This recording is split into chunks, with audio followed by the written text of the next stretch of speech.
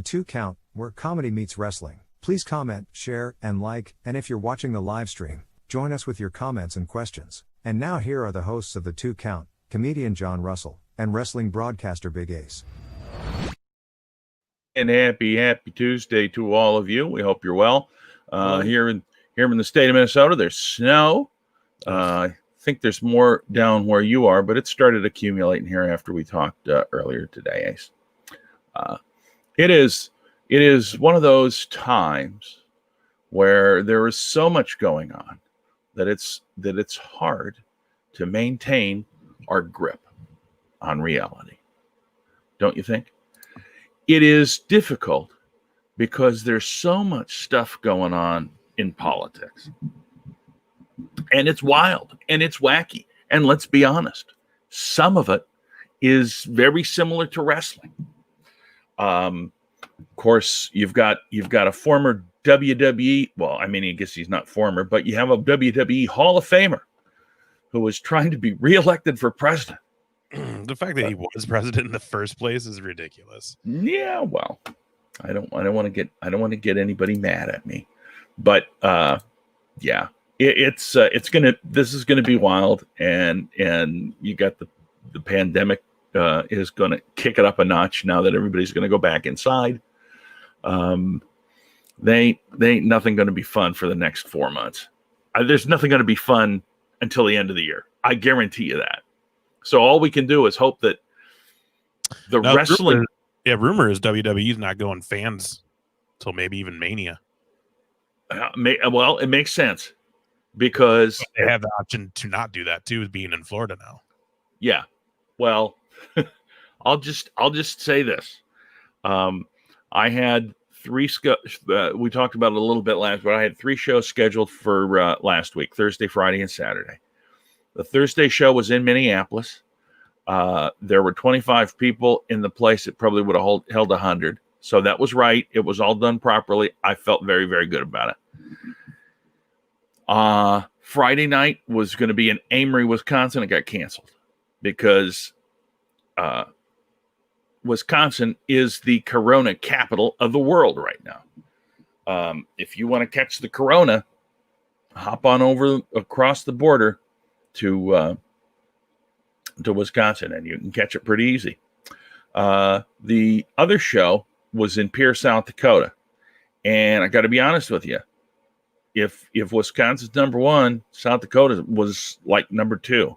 Their infection rate was just as high. So I said, for the amount of money that you're going to pay me, I don't want to go out. First of all, it's a 7-hour drive from here to Pierre, and I want to do. I mean, if it was a nice, if there was no pandemic, I would probably still do it. But the point being that I don't want to, for the amount of money you're paying, I don't want to risk getting the virus. So I canceled it. Hey, Chris, how's things up there, buddy? What's up, Chris? I heard, so Chris is in Alaska, yes? I believe so, yes. I heard. I do, but I believe so. I don't know. And if you are, Chris, let me know where you are, because I hear things are just wild as hell up in Anchorage. What with the mayor banging one of the news anchors and her getting all pissy and calling him out on TV, on live TV. And yeah, oh my God, dude, it's crazy. Yeah, here's up in Kodiak. There you go. So yeah, so you know what's going on in Anchorage, right, Chris? Because God dang it, man, it's crazy. And apparently the news anchor threatened to kill the mayor. Well, the mayor stepped down, but it's during the pandemic too. I mean, what the hell? Oh my gosh, yeah. I got to be honest. The most dramatic thing up for me is the fact that the Bears at Katmai on the webcam, they're not the salmon aren't running anymore. I can't watch them catch fish, which was very calming to me. Very calming to me. Oh, but anyway, not anymore. No, the salmon they don't swim upstream all the time. They only do when it's mating season, when they're going to go and spawn, and that's in when's that? June, July, and they were up until maybe the first part of August. They were hopping those rapids because some of them are. There you go. Well, dude, I guarantee you, if you want to. if you want to look and see what's cooking in Anchorage, check out the Anchorage mayor and his news trollop, because it's crazy. Anyway, you don't see that kind of drama in wrestling. I mean, you see drama, but it's not that kind of drama. Anyway, so tonight we got a good show. We're going to rank the, in our opinions, the top tag team wrestlers of all time, the top tag teams, not just tag team wrestlers, because you could separate that off and say, well, this guy was in 3 different teams and he was the best. But we're talking about tag team units. And we've even narrowed it down to the fact where we don't have any three parties. No free bird rules apply here. So no free birds, no lucha, no. You can say Lucha House Party. Well, Lucha House Party. I guess I could say that too. No, Jurassic Express. No New Day. That was one of the things that I caught on Raw last night while I was flipping back every once in a while crying over the Cowboy game. Yeah. It was Miz and Morrison, and when Tucky came out with his partner El Gordo. I think it was Miz that made the comment on the microphone. He was like, "You look like you ate Lucha House Party." Dude, that cracked me up. I will say this. You know, when we talked a little bit ahead of time, I see, this is my problem, is it was just last night and I forgot it. But that was one of the things that I thought was hilarious, because, how long has it been since we've seen that happen, where they like sneak the guy on with him? I mean, I think it's done on some other stuff, but not like a major Raw or SmackDown in a major storyline. It's been a while. For WWE, I think the last one might have been Hogan. No, Cena did it. When he got fired from Nexus. Oh, that's right. I don't think he ever did it on TV, though. That was like a house show thing. I think. I know Jericho did it at the first All In, where he was in the Pentagon mask. Yeah. It's always fun when they do, but like this one was fun because it really was like Hogan-esque, or like when they were doing the Juan Cena on the house shows, where it's like, I know it's you. Yeah. Everybody knows it's you. And they just, no. It's El Gordo. Yeah. That's why it's so great. And then the I seen Adam Pearce tweeted out like, "Oh, I want to just thank El Gordo for being available and making the international trip." Like, it was just a good little part too, because right now with the draft, it feels like they really mix some shit up. Oh yeah. In like the best way either. Like, right. There was storylines they had going that totally were like a few weeks into just blooming, and they killed them. Yep.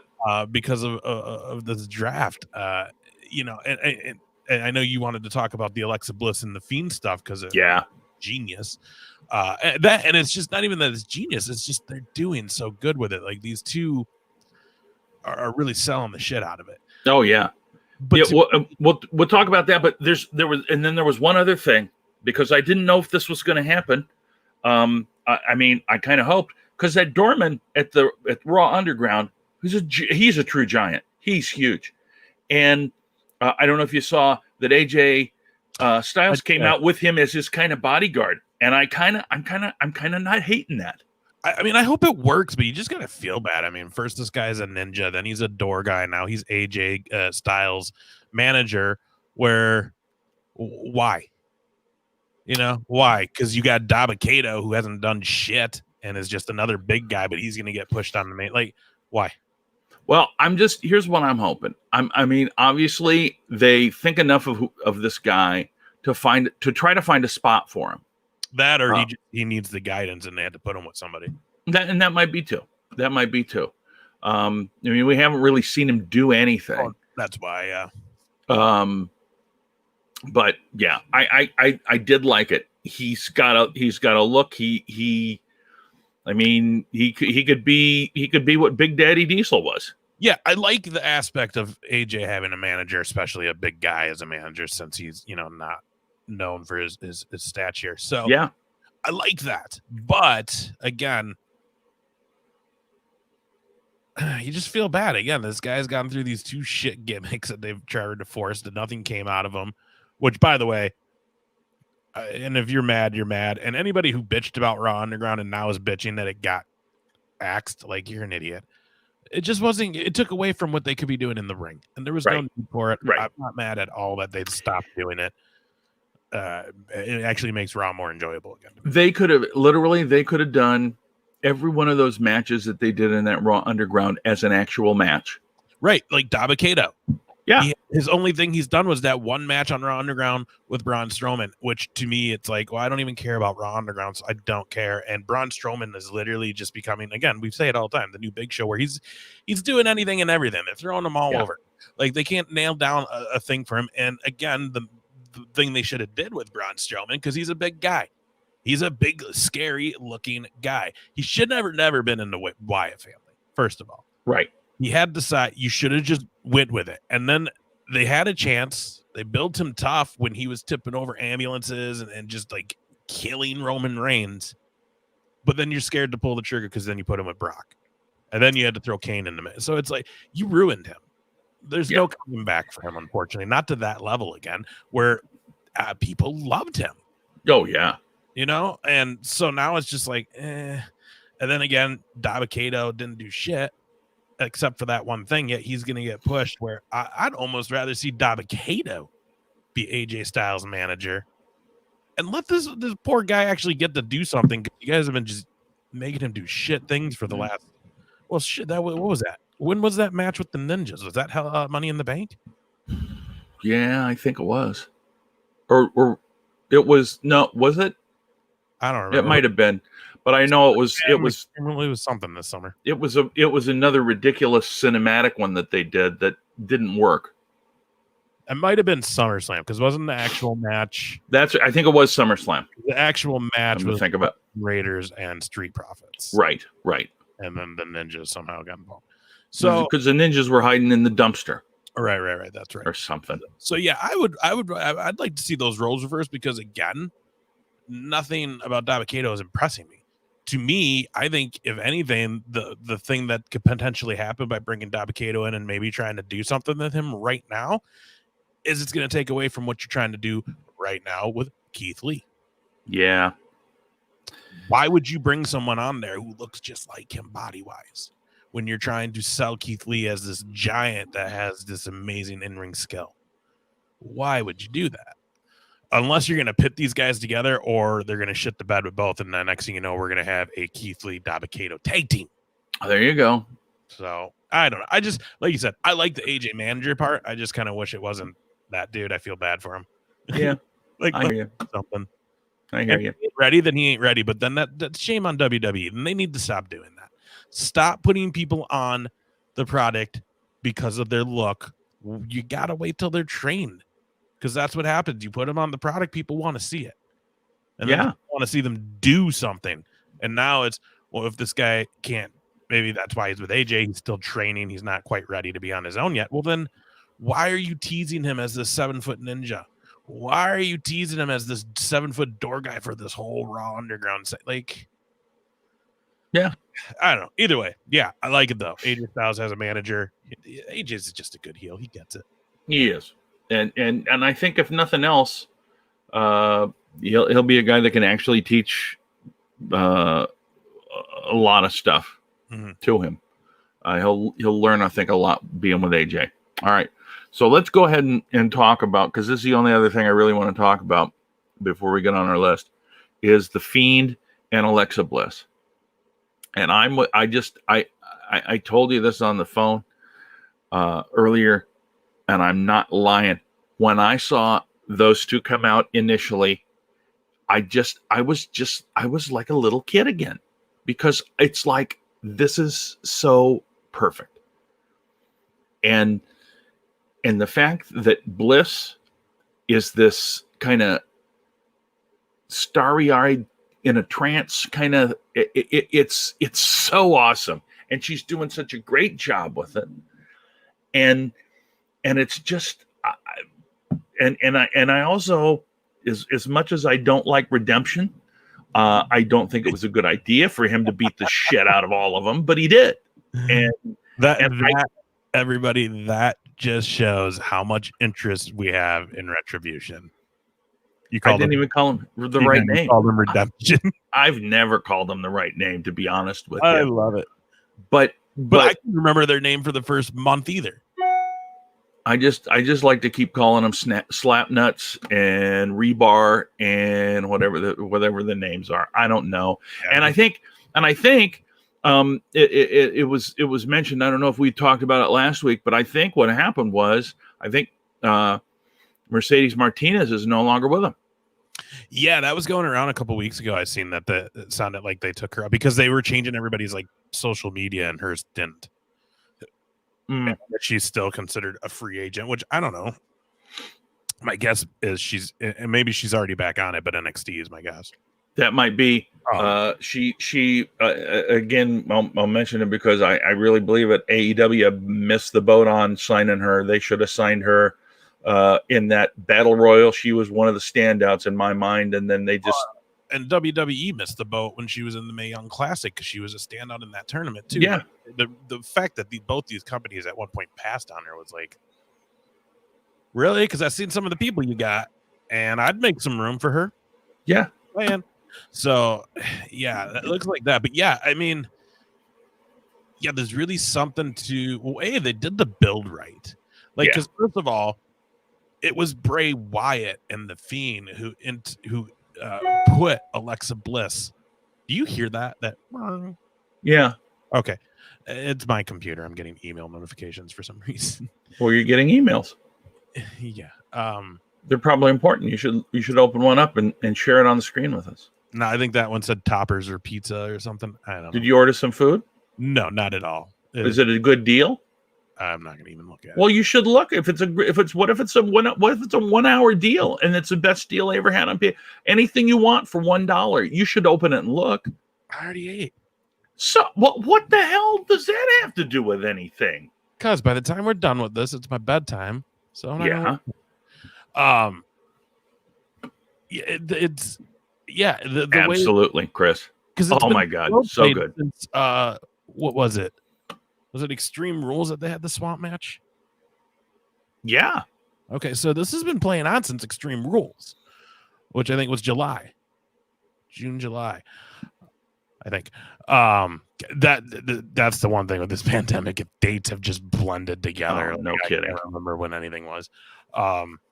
So I mean, like, it's been slow played then since that because she was interjected into that thing, and then now the fact that what started as it was like a figment of his imagination that he was seeing Alexa Bliss out in the swamp has now turned into this has now manifested, and she's actually now like completely just taken by him now. Yeah, you know what I mean? Like, it was a really cool way to see that character evolve on WWE TV, like Raw, considering that this didn't start with like she happened to be in the ring, he came out, and that's where like it makes you think there may be a greater, like, they're finally kind of letting Bray do some storytelling, and he's always been a long logical story to everything he's been doing with the Wyatt family, right.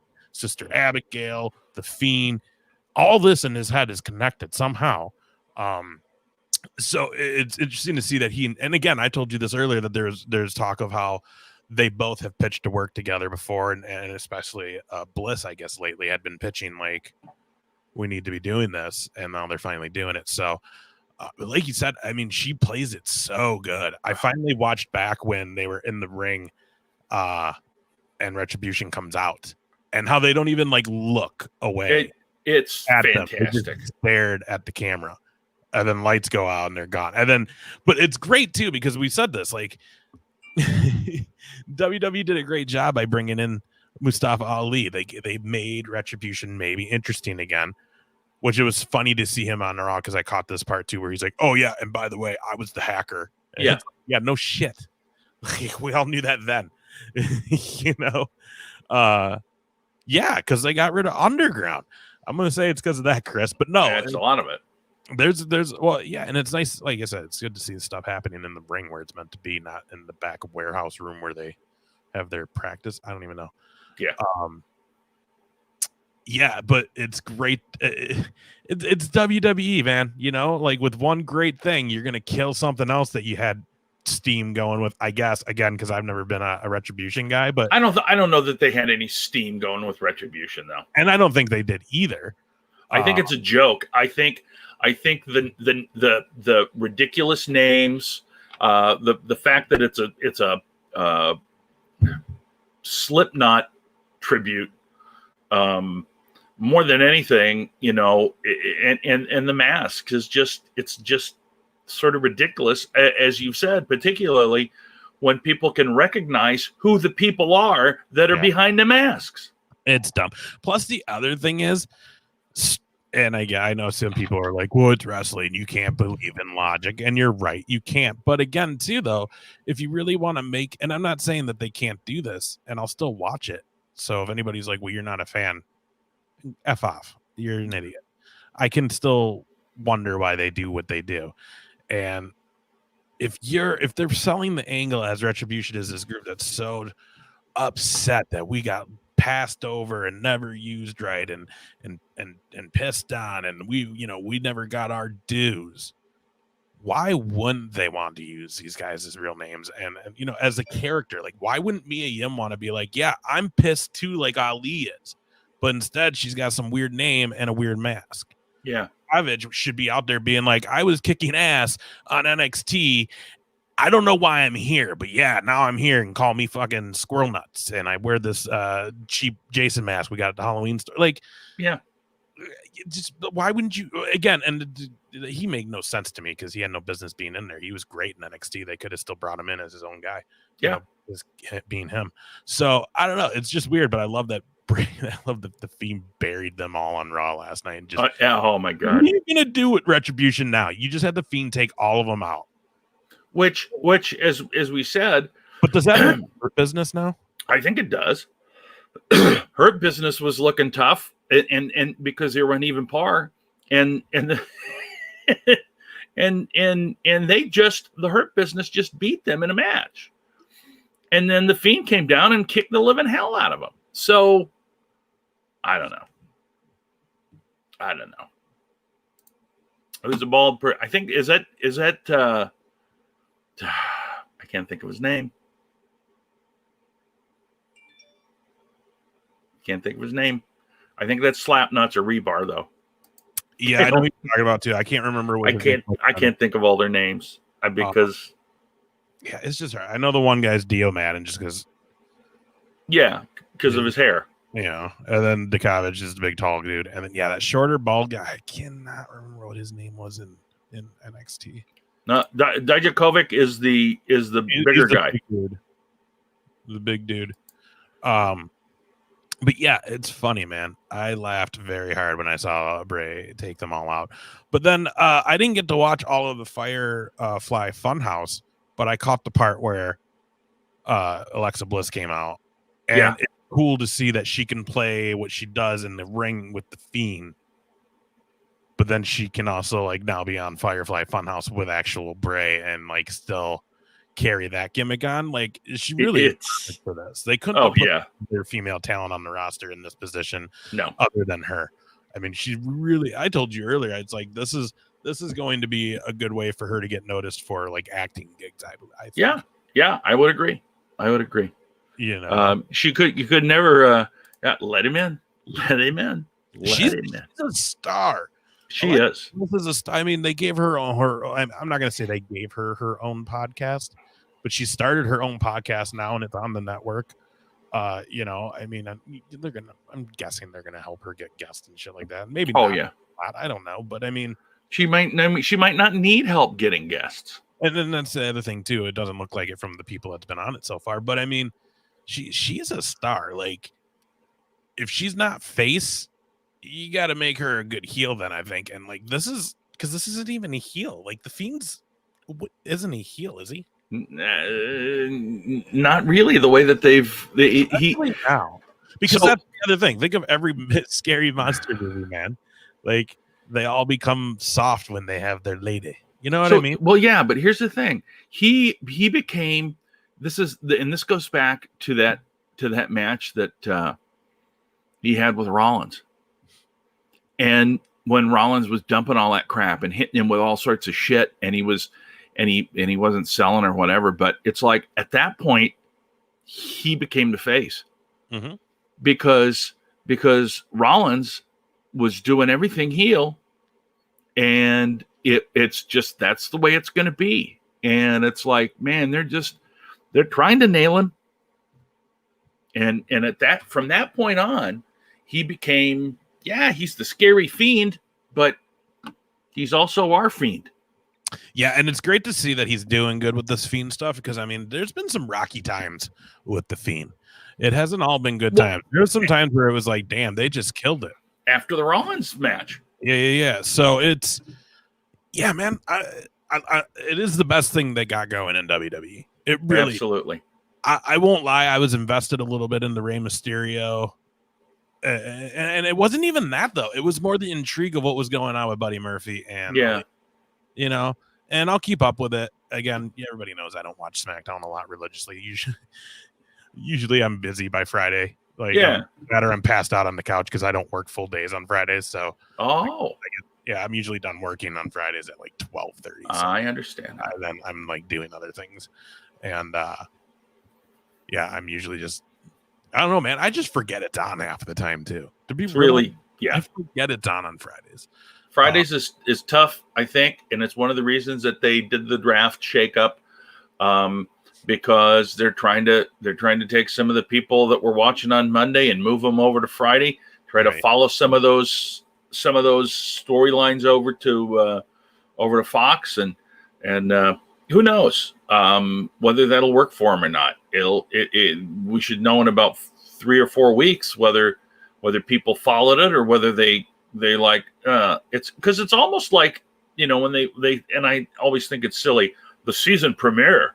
Oh, what bullshit! You don't have a season. It's episodic television. That's like saying the season premiere of The Young and the Restless. It doesn't exist. I know. But having said that, it's a nice way for them to reset what they're doing. And they did it. It just sucked that we like again, Kevin, seeing Alexa and the Fiend coming together, but having Kevin Owens involved in it. Yeah. I really enjoyed it. And I thought that would have been another great way to build both Kevin Owens and the Fiend. But then they drafted Kevin Owens. So here's the thing. I think Kevin Owens must have something going on where somebody's not 100% behind him. Because he's almost Rusev-like in a way, where he starts getting some steam, and then it's like, oh shit, we can't let that happen, and then they pull it away from him. It seems like that happens more and more, and particularly with him. And I don't know if that goes back to the fact that he didn't go to Saudi because Sammy didn't want to go to Saudi and he was supporting his friend, or what. Well, the one good thing about him going over to SmackDown is Sami Zayn is the Intercontinental Champion on SmackDown. Yeah. So for the 3rd or 4th time now of these two being there, they have potential to finally let them have the feud they deserve and put on the matches that everybody knows they're capable of putting on, that we've seen from Kevin Steen and El Generico back in the day. So pull the trigger and do it. You want to get people watching SmackDown again. You want people tuning into Fox. You don't want to piss off the cable, the network anymore. There's a good chance right there, man. Do it. I mean, those guys will do great television. Absolutely. And it's always been like teased to us. You know what I mean? We've always gotten a little bit, but we've never gotten that full on Kevin Owens, Sami Zayn just feud. Yeah. And now's the chance. Do it. Why not? Absolutely. All right. So at this point in the show, I believe we should start our ranking of the top tag teams of all time. You have an opening? No. I you know what? I was gonna do it, but I'm just I had to work 10 hours yesterday, and I got up really late today, so I got way behind. Anyway, let's run this for the opening.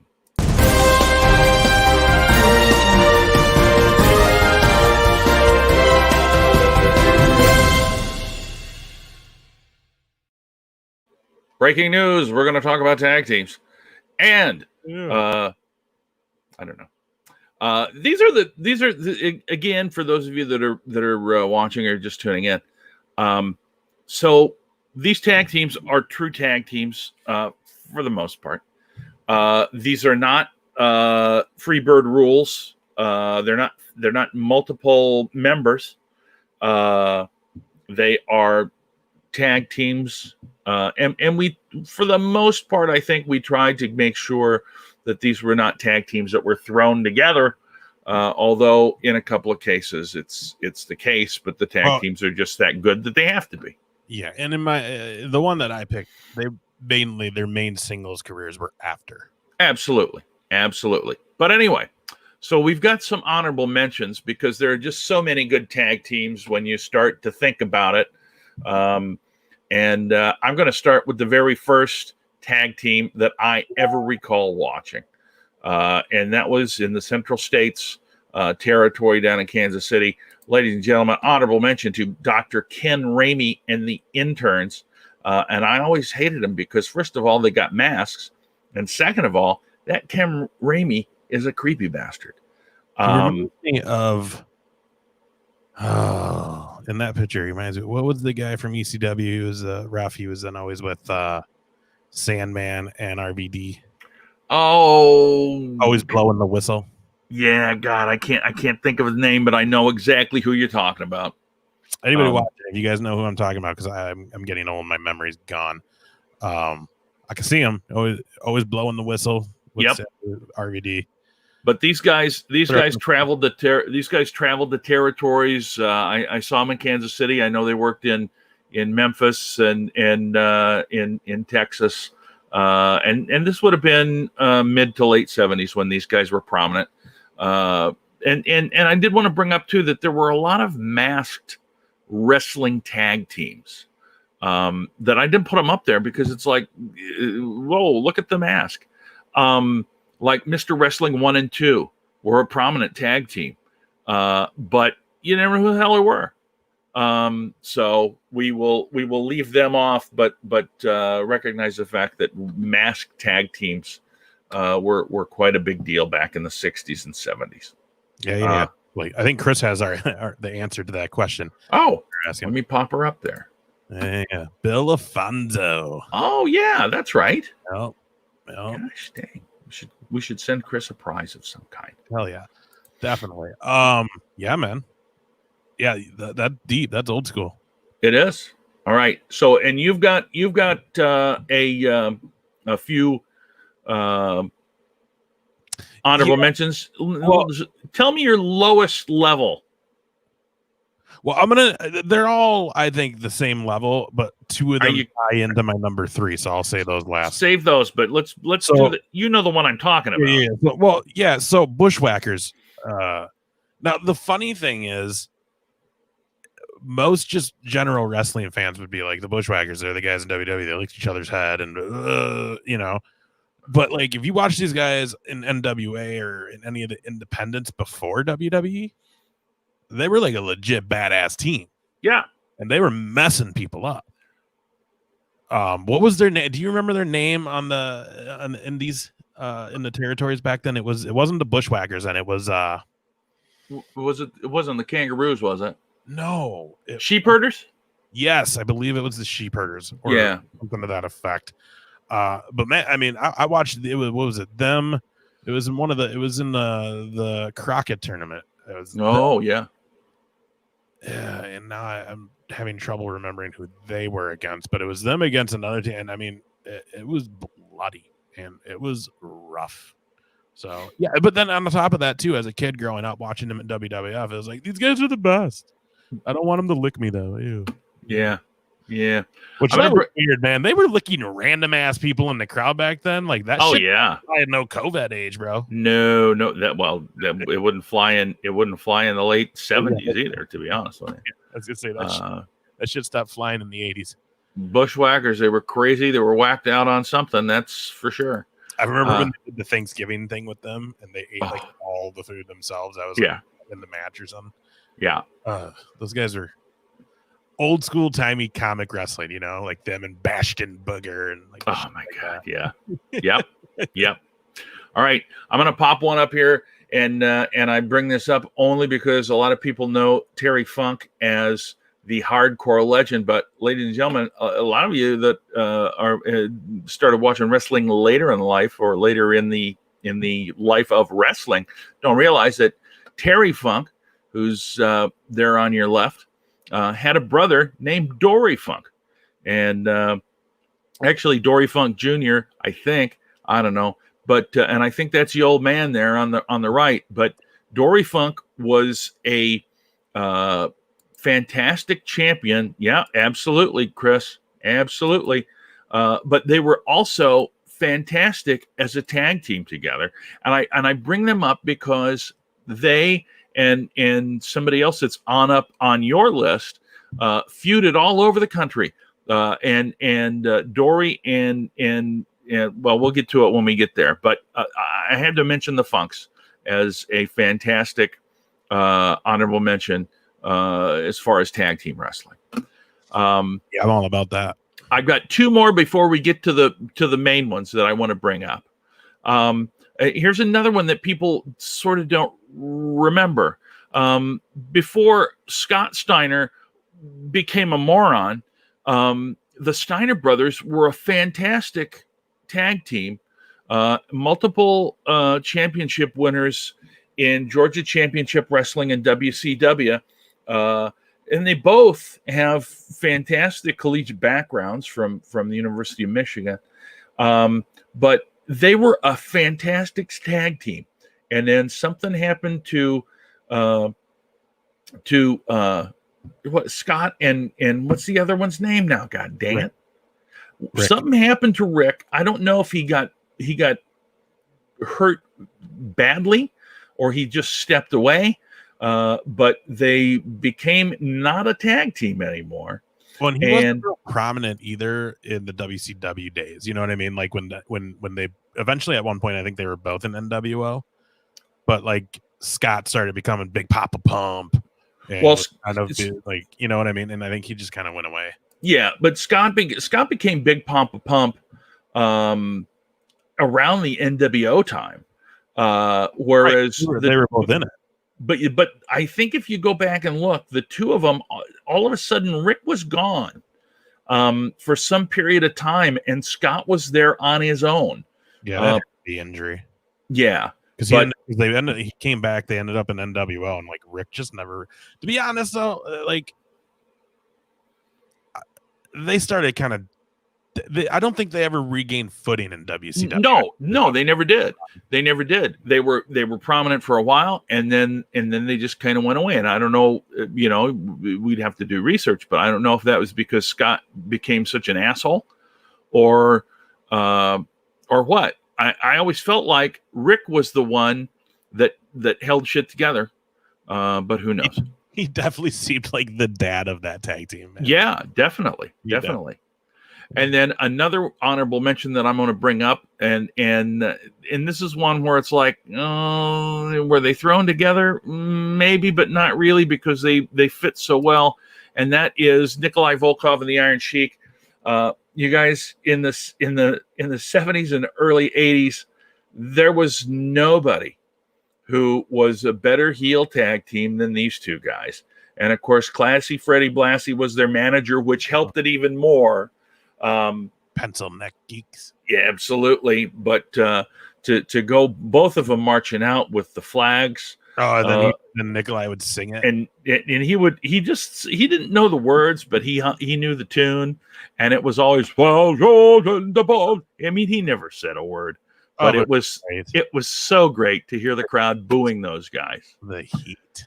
Oh my God, the heat! All right, so let's whack. Man, oh, those arenas would just erupt. Oh my God, yes. All right, so let's go ahead and move on with your honorable mentions, because they're also on my list as well. Yeah. So, and again, in no particular order, the Hardys and the Dudleys. Yep, and I would agree with you. There's the Hardy Boyz, and I don't have them on separate cards, but there's the Dudleys. Now the Hardys, I feel like were probably they're certainly different in terms of the Dudley Boys were brutal, and the Hardy Boyz were risk takers, and the high flyers. And without those two, there's a segment of the Attitude Era and tag team wrestling that would not exist. It changed the game for sure. Absolutely. And they invented the TLC match. Oh, yes, absolutely. And those two, I would have to say, are so the Dudleys had that huge faction over in ECW. They had, I mean, family. The whole family, and it was like 8 people. But the Hardys have always been, and they've always had the regeneration, whether it's because of their vices or injuries or whatever it may be. But they've always they're very similar to Jericho in that regard, I think, in that when forced to, they can reinvent themselves very, very easily. They've got great creative minds for the business, particularly Matt. And Jeff is just a freaking reckless with his body. Yeah, and I think in another respect on why these teams should be up there, you got to look at the Dudleys run, though. Yeah, they had their faction and they had the family over in ECW, but you got to remember they were still the top of that. And then actually bring that over to WWE. And I think that's a test of time for them, is, to be honest, the Dudley Bros gimmick has never worn out. It's right. Sign when you see the thing drop from the ceiling and the song hit and them and Devon come out. Like, it's and they get, just till recently we're still going to town. Yeah, still doing WWE. So I mean, yeah, man. And I think Devon's backstage now at WWE as a producer. Yep. An agent. Bully Ray's on Busted Open doing, and he's also working over at ROH. Yeah, is he working at ROH? Okay, he's over there.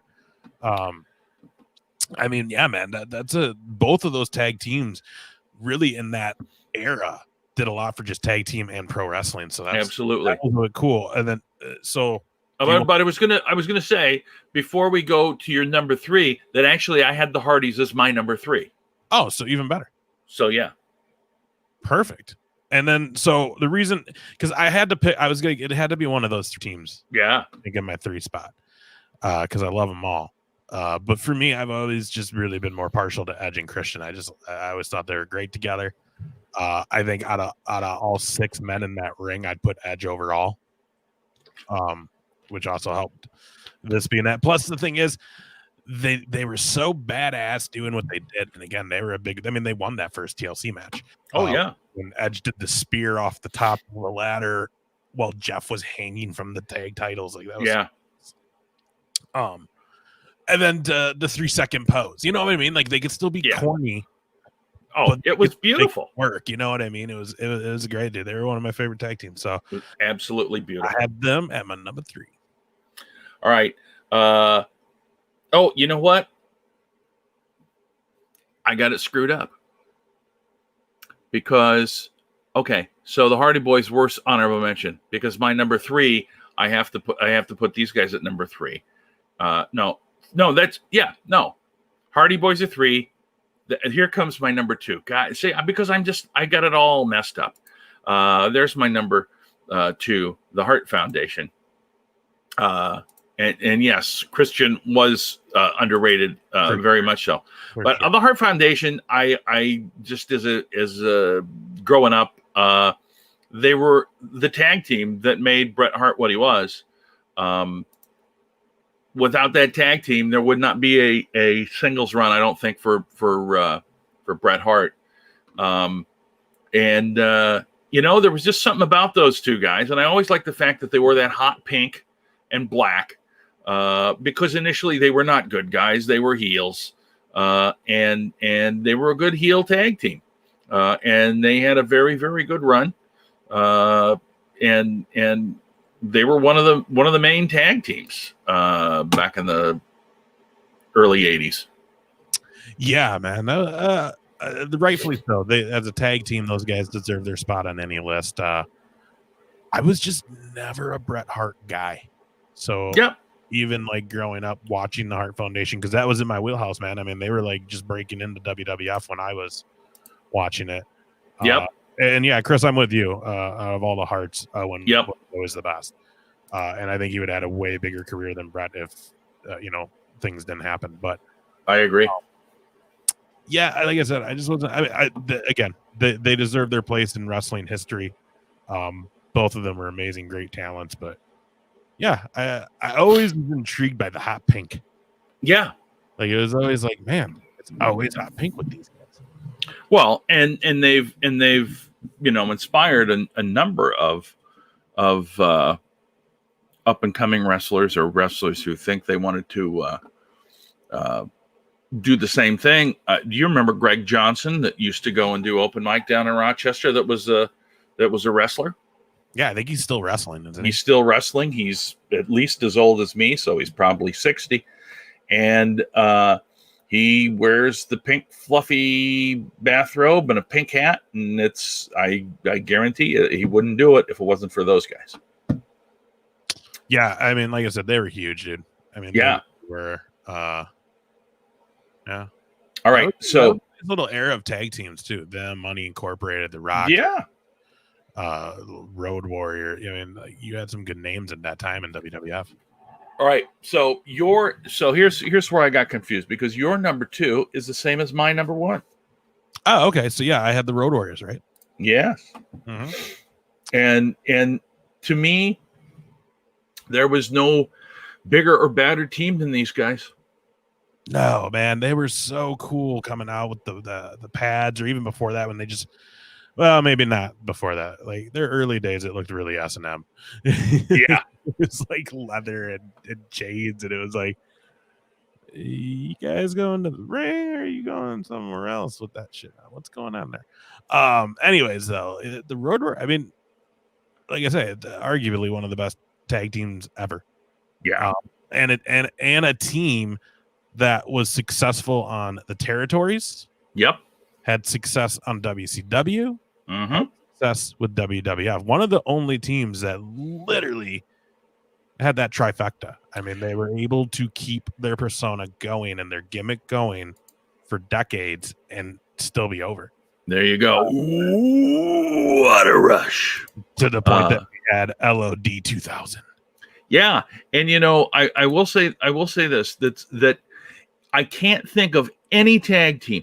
When you think about individual wrestlers, Harley Race was one of those guys. Ric Flair was one of those guys. The Dory Funk and Jack Briscoe were those guys that transcended, and Hulk Hogan and Andre to a lesser degree, or Andre for sure, but they were all single wrestlers where they moved about the territory, and they were a featured act, or if you will, a featured performer in the territories, and they were able to maintain and have that longevity. There is no tag team that I can think of that had the same thing happen to them as the Road Warriors. I mean, the Road Warriors were the Road Warriors from pretty much day one, and never changed it, other than they had to change the name because of the way that WWE tries to maintain everything. Yeah, but gimmick remained the same. That's gimmick was always the same. So, dude, and the pops on the indies, like in the territories, when they'd play Iron Man and they'd start coming out, I mean, those arenas would be shaking. Yeah, you watched the video, because you watched the video then. Anybody listening, like, watch the videos from back then, because it's a guy holding a camcorder. So when that place is shaking, he's shaking too. It ain't like now where they're on, professionally shot. Like back then, it was some dude who snuck his camera in, more than likely. So yeah, watch it. You get a real feel. Like you can't even hear what's going on. And I'll tell you, they were huge with the AWA, which at the time, back in the territory days, the AWA had the widest territory. They were from Chicago all the way out to Seattle, and they played everywhere. And they were fantastic in the big cities. They were fantastic in the little towns. That's, I think, one of the reasons that they were able to carry over into the South. Didn't make any difference. You know, they were definitely the most brutal and stiff tag team there was in their era. Oh yeah, for sure. Plus, and again, we talked about this briefly when a couple weeks ago when the sad news came out that Animal passed away, and I can't speak for Hawk because whatever, but you know, I did get to hang out and spend a little time with Animal a couple years ago, and I mean, just a nice guy, just a hell of a guy. So, man, you know, and you know, when they had Paul Ellering with them, man, that was badass too. Paul Ellering was a badass manager for anybody. He was. Because I think that surprised a lot of people when he came in with AOP, and people are like, "Who the hell is this guy?" Paul Ellering, I don't remember. And then, oh, he was with the Road Warriors, whatever.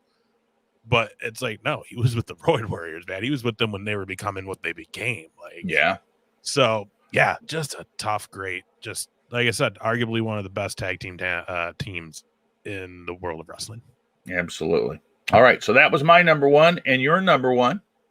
My number one, I'm a little bit subjective because now I've gotten to know one of the members. And so I'm just subjective. But yeah, the Brisco Brothers. Brisco Bros. Get your Brisco Brothers body shop shirts online. I believe they're still, I think they're on Pro Wrestling Tees. Hell yeah, you can get them. If not, just go to Pro Wrestling Tees and get yourself some Jerry Brisco merchandise. But yeah, man, I mean, first of all, you can't deny it either. They are also arguably one of the best tag teams of their era and in the history of the sport. Both having great backgrounds in Greco-Roman wrestling and collegiate wrestling.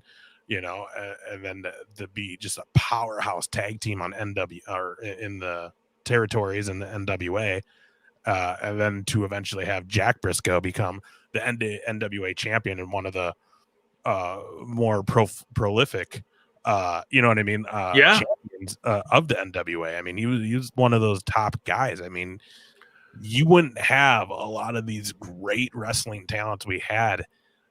You know, in the late 80s, early 90s, 2000s, if it wasn't for these guys and Jerry and Jack Brisco and what they did in the territories and in NWA. So, and then to see all the things that Jerry done to further the business and help it grow with bringing in talent to WWE, and a whole new generation got to see Jerry and know who he was, and then live that Brisco name on even further when he was famously became one of the stooges for Vince McMahon during the Attitude Era.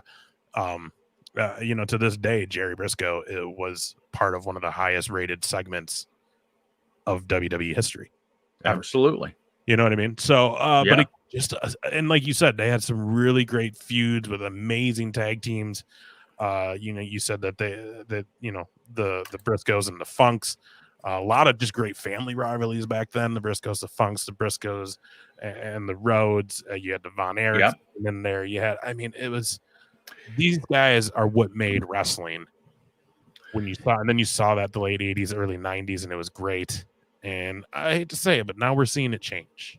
Absolutely. It is losing a little bit of that classic professional wrestling feel, unfortunately.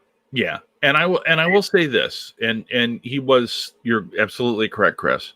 But I will say this, that when I was growing up, from like 1975 to 79, maybe even a little bit before that, you had, as world champions, you had a rotating door between Jack Brisco, Dory Funk, and Harley Race. Mm-hmm. And those three guys were, because to try to portray how the territory system was working, you wouldn't see the match, but you'd hear, you know, on Saturday morning when you're watching your hour's worth of wrestling on TV, you'd hear the announcer say, well, I want to let you know that last Tuesday night in Buffalo, New York, Jack Brisco beat Dory Funk Jr. for the heavyweight championship of the world. He is now the NWA champion. And so we lived, and there were wrestling magazines that I wasn't allowed to buy because I was too young. But we found out about things there was anticipation. There was, I want to let you know, we know that there's a Harley Race and Dory Funk match going on down in Houston, Texas, and that's coming up next Wednesday. We'll let you know all about. And they would put these matches over. in such a way that you wanted to watch the show just to hear what the hell happened, because there was no other way to find out. Right. And the Briscoes and the Funks and God, all of those other wrestlers that we talked about, the Russians, Ivan and Nikita Koloff, and the Minnesota Wrecking Crew, Arn and Ole Anderson, even though Ole Anderson's apparently a gigantic asshole. Yeah. There were so many of these that were fantastic tag teams in the time that tag teams meant something. Yeah, man. You know, it doesn't mean as much now. It's now, and as much as we've talked about, you know, the Young Bucks and the Lucha Brothers being fantastic, and some of the tag teams that AEW has that are really good tag teams, that are not thrown together for the sake of just being thrown together. It's still not the same as it was. Mm-hmm. It's more, and I'm not saying it because I'm trying to crap on it, but it's more of a spot fest than an actual wrestling match. And there was something about being a tag team that there was a bit of strategy and intellect that was put into it, whereas as a viewer you'd say, oh yeah, I see why they're doing this. There's always something, and this is tag team singles, it is any match. There's always something to a match that you start the match, you tie up, you work each other a little bit, you get into a few different holds, you maybe pick it up a little bit, get into a little more chain wrestling, a lot of just wrestling maneuvers, whatever. You hit that like 10-minute mark, you start getting some more stuff going. This is if you got like, it's like a championship match or something. Yep. Time wise. Either way though, you have your parts where it starts slow and you start, because like I don't want to see a bell ring and then all of a sudden we're just seeing super kips and 360 flips off the off the top rope, and then tables being used instantly. Like the slow burn, the lockup, the chain wrestling, the different maneuvers, and then building into an actual, like, now we're fighting a little bit, now we're getting the chops going, now we're testing strength, and now we're actually doing some maneuvers because now I'm trying to take you out, and then you get to you got to build, you got to tell a story. How do you tell a story when you're just doing every spot's just some big move? Like, tell a story, sell a move. That's probably one of the biggest things I could say for the AEW shows right now. Sell more. Yeah. Why do you have to get up and just go into another giant move? Like, sell it. That's how I believe it. I will say this. Having said that, out of the tag teams that are working now, the one that I feel is closest, and of course they know it, and that's because they have respect for the way that it was done, is FTR. Mm-hmm. They play a heel like it was played in the old days. They do the keeping somebody in the ring, and keeping them in your own corner, and pulling shit on the outside and distractions. They do all of that stuff that makes you hate them even more. And I would say that, because we were talking about who would be current that we could put on there, and I thought, well, the Lucha Brothers, because I love watching them, but they don't tell that story the same way FTR does. And I would have to say FTR would be the closest one to be able to put on that list today. Yeah, they probably would. And if you go like WWE side of things, I mean, New Day's always going to be an arguably great tag team for how many times they've held titles. And they're all talented in the ring. No matter what version you're getting of them.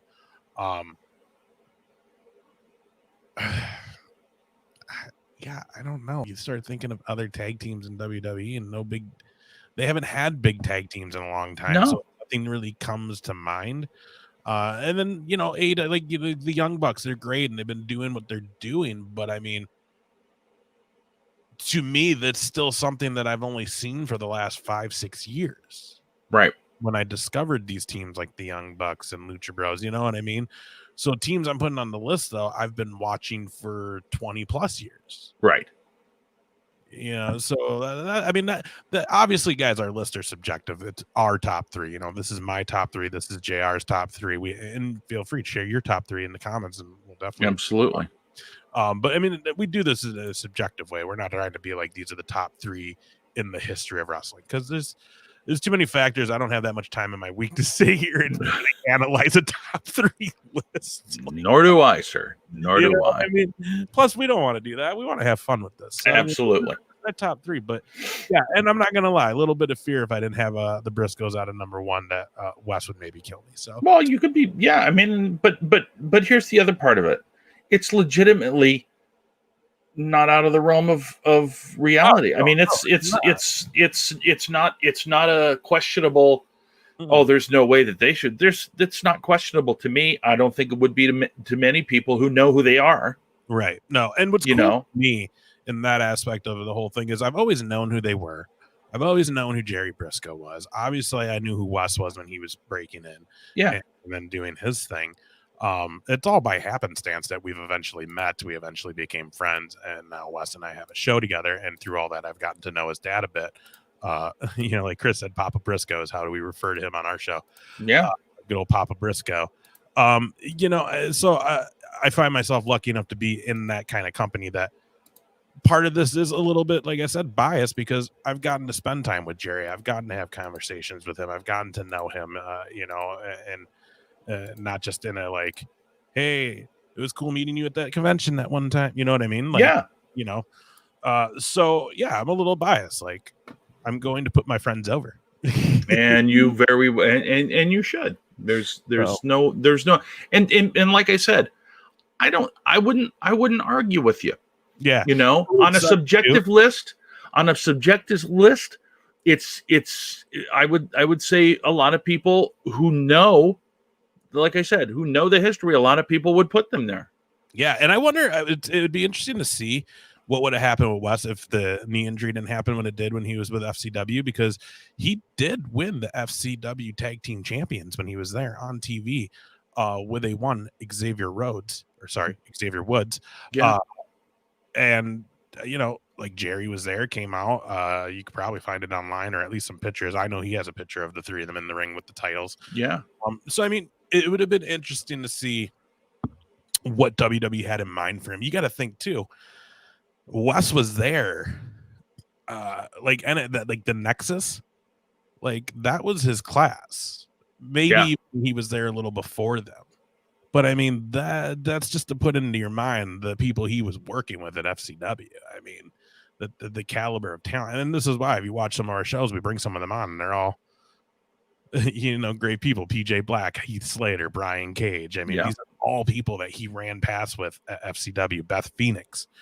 You know what I mean? So it would have been interesting to see what happened, but we can always just hope maybe someday we see it. Otherwise, Wes is doing his thing on the indie scene, so it's fun to watch. Yeah.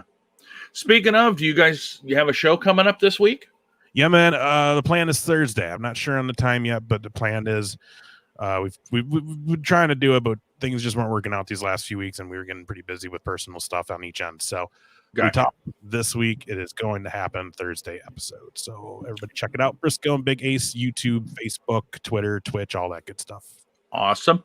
And do we want to decide on a list for next week?